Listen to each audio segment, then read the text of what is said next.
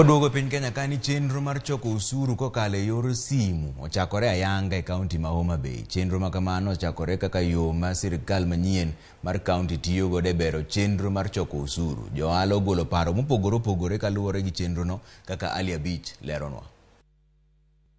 Ndalo 15 ka johala e kaunti ma Homa Bay okosebedo ka golo osuru ne kaunti bang' ka Governor Gladys Wanga ne ochungo choko osuru ka orieyo go chenro mag choko osuru e kaunti. Okinyi ma kawuono chenro mag choko osuru ne oduogo e wang'e kendo johala chakre sani biro chuno mondo chul osuru ka gitiyo gi simbegi maonge risit ma ing'ado. Moko kuom johala ywak ni chenro no pek negi nikech gope mag Fuliza ma gin go. En mana ni wach mokel mare chulo osuru manyien ni wayudo kopek nikech samoro in gi Fuliza sime to yo makori dwa chule go Fuliza ni be pok ichulo tami.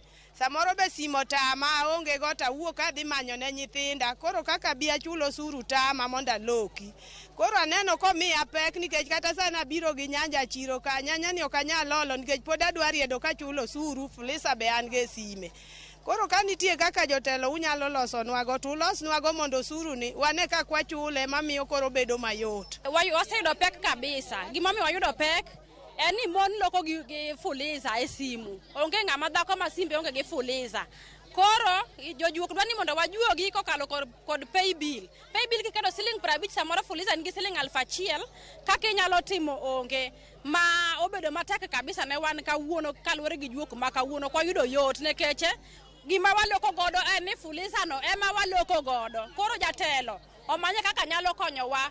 System manitiyo godo kodwa chon ne ber. Giwacho ni chenro manyien mar choko osuru no dhi hinyo jowetegi maonge kod simbe mag ong'we yamo. Ka moko bende wacho ni gineno pek e luwo yore mowinjore bed ni tiyogo ka gichulo osuru. Ka giti gi sime no temo chando ka be kasana antie kama were kocha mon ywe kwa ni jakom konywa wahinyore.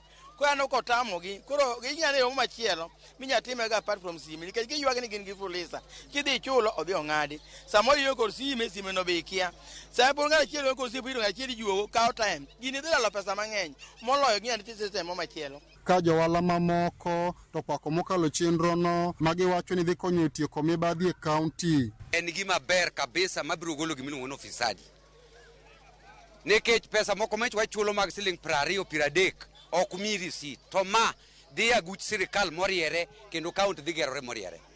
Omiyo shortcut ma jomoko dwaro giwe kelo godo complain. Omiwa system maber madhi konyo kaunti ni. An system mobiro mar chulo osuru e yo mar simu ni omora nikech pesa dhi e dero achiel maonge ni pesa dhi e lwet ng'ato korka ang' chak tere.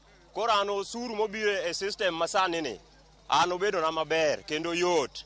Ndalo achiel kende bang' ka piny owacho mar kaunti ma Homa Bay chako wayanga chenro mar choko osuru kokalo yor simu, johala golo paro mopogore ka moko ng'ure chenro no endo to johala mamoko pake ka giwacho ni mano yo kende mabiro konyo tieko mibadhi e kaunti. Ali Abich, Ramogi TV, Homa Bay. Kwa Homa Bay wadhi